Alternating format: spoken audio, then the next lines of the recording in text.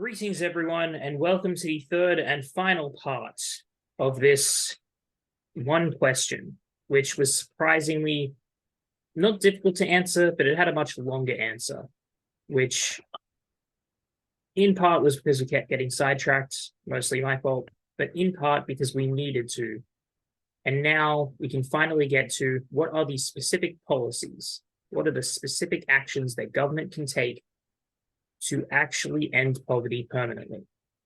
Okay, so I'm just going to All start. right, everybody, let's go. I've said a few times.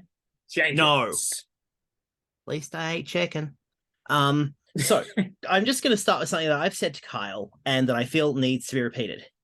If you are wondering whether you're going to be able to afford groceries for the coming week, if you are wondering how you're going to pay for the electricity bill, if your car's broken down and you need a way to get to work and fixing it's going to cost $400, you don't give a crap about whether corruption's involved.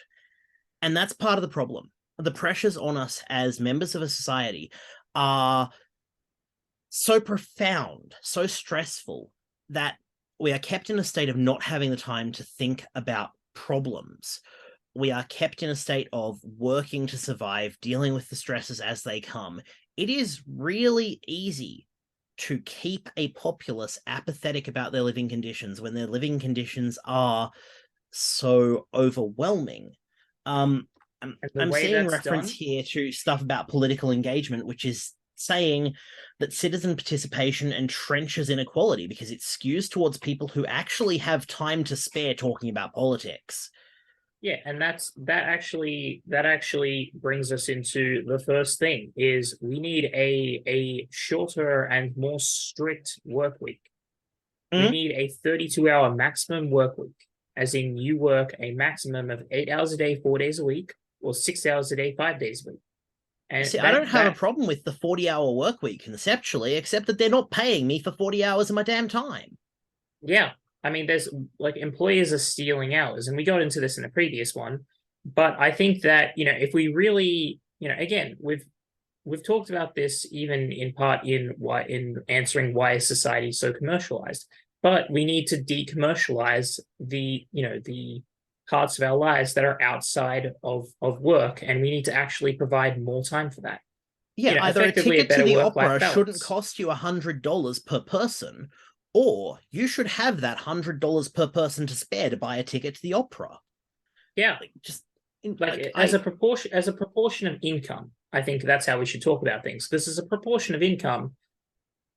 People have to spend a massive proportion of their income on rent. People have to work more because basically money, we're not earning as a proportion of income. Costs are higher and we are earning less.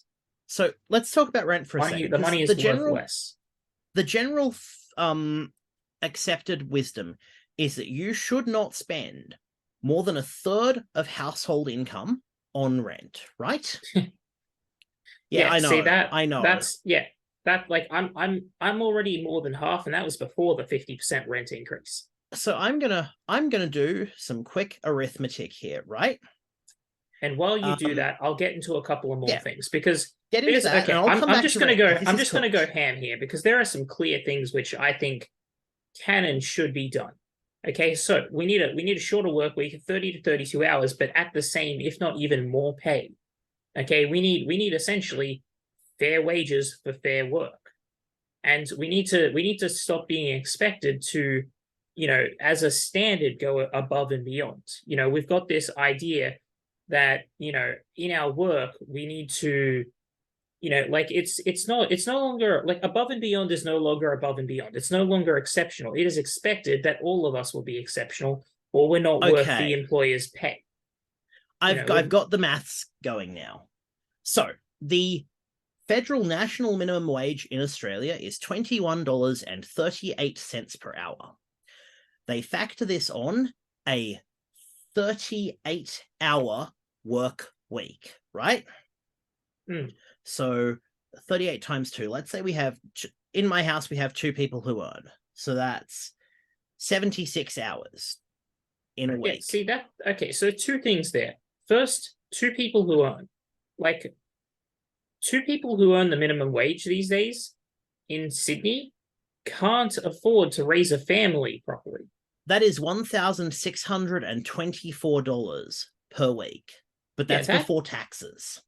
Yeah, that to me that's kind of ridiculous because that would be, I mean, you're spending half of that on rent depending on where you're living in Sydney. Half. Like there are plenty of places which cost $700 or $800 in rent.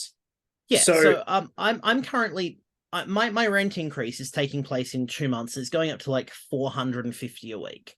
That's $900 like per fortnight. Like that's actually not bad when we look at this math purely. When we factor in all of the other stuff, when we factor in taxation and the like, it very rapidly dips. Yeah. And then, so there's taxes on, then there's, it takes a little bit of the income, but hey, taxes paid to society, that's fair enough. Then there's rents takes anywhere up to 50% of people's income, sometimes more these days. Then do you actually know anyone who's the thing is though, we're getting sidetracked into the problem again rather than the solution. This is part of the problem. Do you actually know anyone who's being paid like on time every time that $800 per week? I mean, most of the jobs that I've worked in pay fortnightly. They've paid fortnightly. And I mean it's still like there's time stealing. I guess I'm saying the point of this is that the minimum wage needs to be lifted. Actually, here's a thing as well. If you can't afford to pay your workers properly, you can't afford to run a business. Yeah, and that's also how the balance sheet works. Yeah, and also, if you can't afford to run your business without stealing, because during the pandemic we saw people working from home, and there was this sort of excuse offered for stealing extra hours, being like, well, your commute to work would be, maybe an hour. Well, a commute to work shouldn't be an hour. That's just how broken Sydney is. Or it shouldn't have to travel. Yeah, or it should be paid. And with that, we've seen, that's an hour in the morning, so instead of an 8-hour workday, we're seeing a 10-hour workday.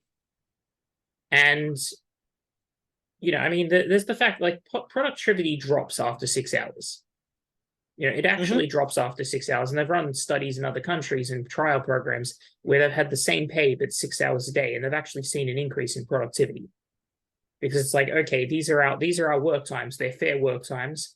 It's only 6 hours a day. We're going to get as much done in that time as possible. And then we have time for whatever we want before and after that. And it's increased productivity. So not only is it a more intelligent thing to do to have a 6-hour workday, or to have 4 8-hour workdays a week, depends on, the job and what's needed there, but, and the kind of business that there is. But, it's not only is it better for the worker, but it's better for the business as well. So there are, of course, going to be certain cases like surgeons who cannot manage that sort of workday, because if you're running a 14-hour surgery, Well, but there are exceptions to every rule. Yeah. Exceptions to every rule, and that's that's a fair enough exception. We'd also need to raise but then there's minimum wage because then there's more that can be done, because we need to. I mean, we're seeing, we've got. I mean, hell, the rent is too damn high. Literally, the name of an episode that we had. So we need. We've talked about how to decrease rents in the future. Or rather, we've talked about the problem. The problem being that 4 companies in Sydney own pretty much all of the rental properties in new developments, and those 4 companies are keeping half the rental properties off the market to keep the prices artificially high. We fix that. We get those rental properties back on the market, and all of a sudden rents have gone down. Now, at the same time, we need to provide heavily taxing properties that are not being used.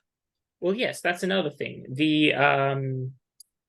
It's called a universal property tax, but it's not like the way that we have discussed implementing it is not universal technically, but essentially excluding the family home, or even better, to make sure that there's absolutely nothing that can go wrong. Every citizen is able to get, one property that's in their name that would be excluded from this tax, that would be exempt. But then that would basically mean that everyone who has an investment property, the investment property would have a 2% per annum tax applied to it. That would mean that if it's not being rented out, then it would be forced back onto the market, therefore lowering property prices and ending property speculation, which we've talked about on this show before. So, we need to end property speculation, get properties back on the market. Okay, so that handles housing security. That handles the cost housing. of living. The cost of okay, so here's the thing.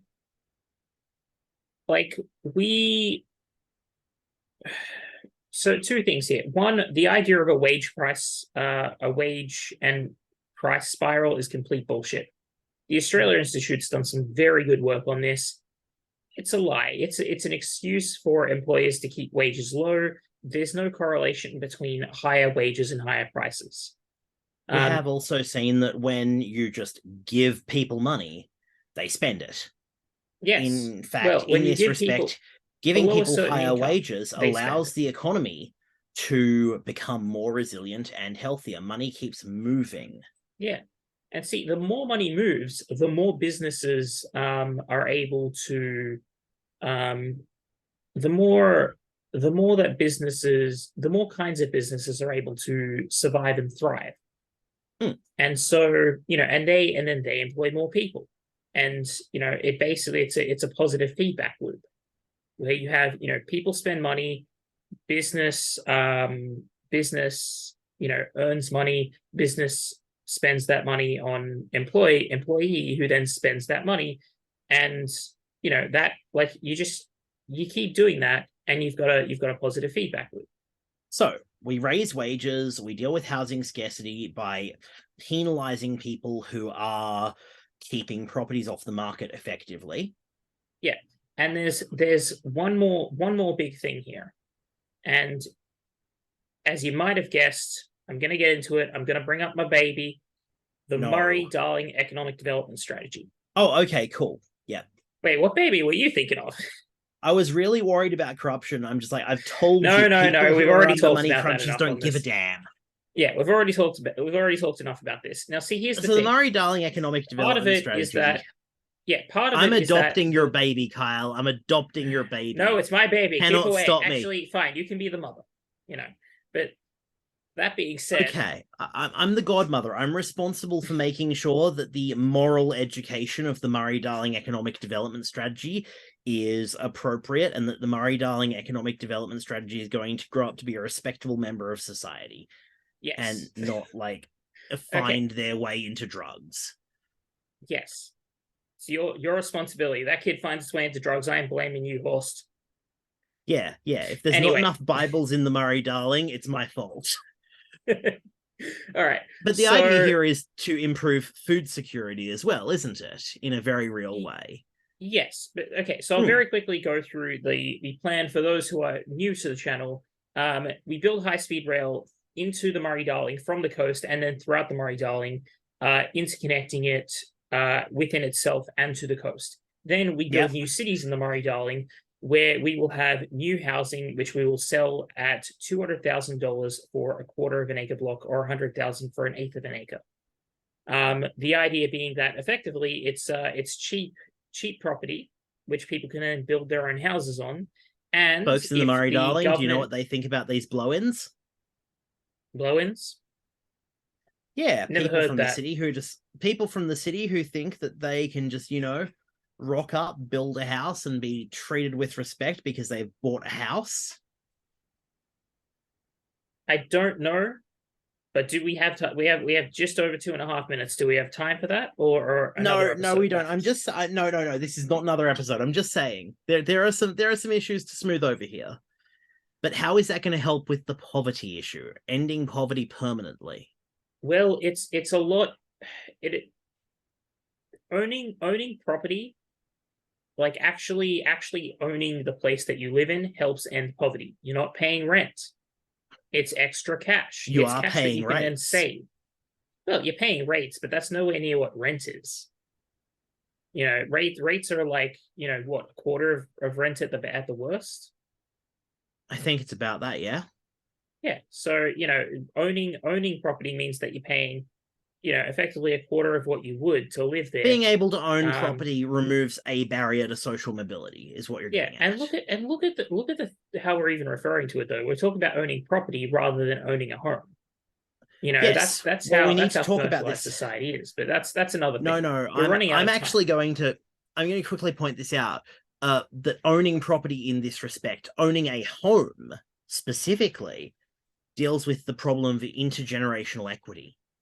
Yes. Like you can leave something to your kids to help them have one less worry, or your kids, you can know that your kids will have a chance the same way you did. And that's a thing that hasn't really existed for the last 60 years. Yeah, and so in the Murray-Darling economic development strategy, we get maybe three things. We get, people get to own their own home for a quite a cheap price. It's essentially a massive creation of wealth that we're putting into the hands of people who can least afford it, but and we're going to need to stimulate the economy, because most people can't actually build their own home. That's a very specialized set of skills. Let me tell you, I'm a farm kid and I can manage about 70% of what's required for building a home. I still need people to handle the plumbing, make sure the electrical's up to code. I need to make sure the roof's not going to let water in. All of those are the second thing. It provides tons of good, high-paying jobs throughout all sectors of society. It's essentially a massive expansion of the economy.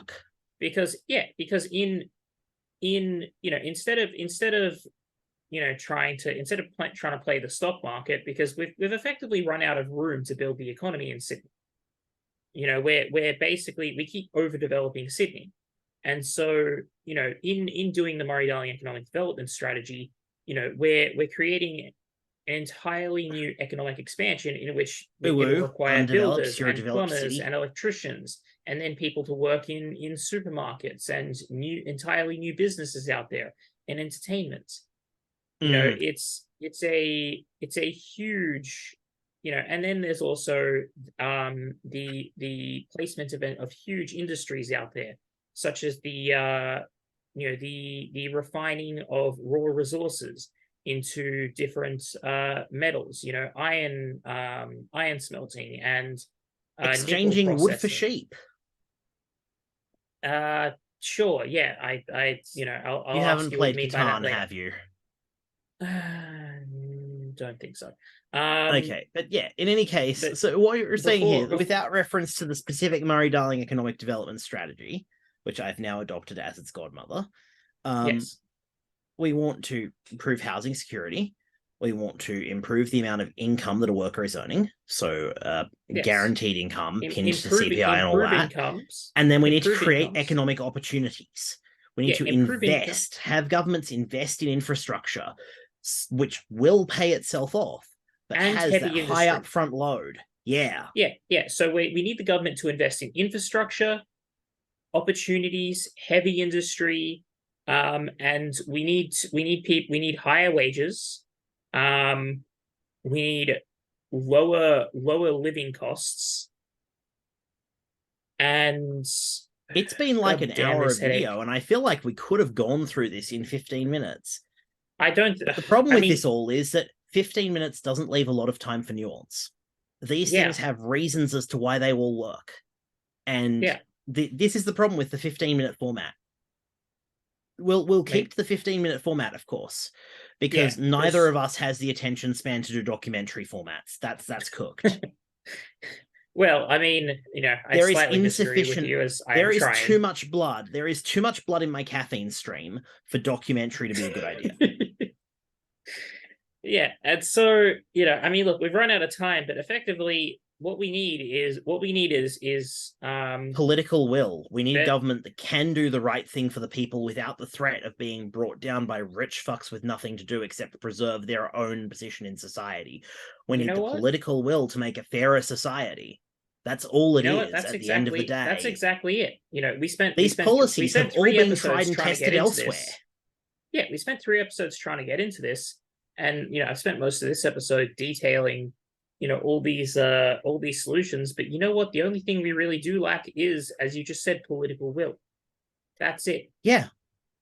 We need basically, you know, I've talked about how the Labour Party tries to thread the line between satisfying corporate Australia and actually doing some good, and how it ends up always being around 65% corporate Australia's way, 35%, you know, our way at best.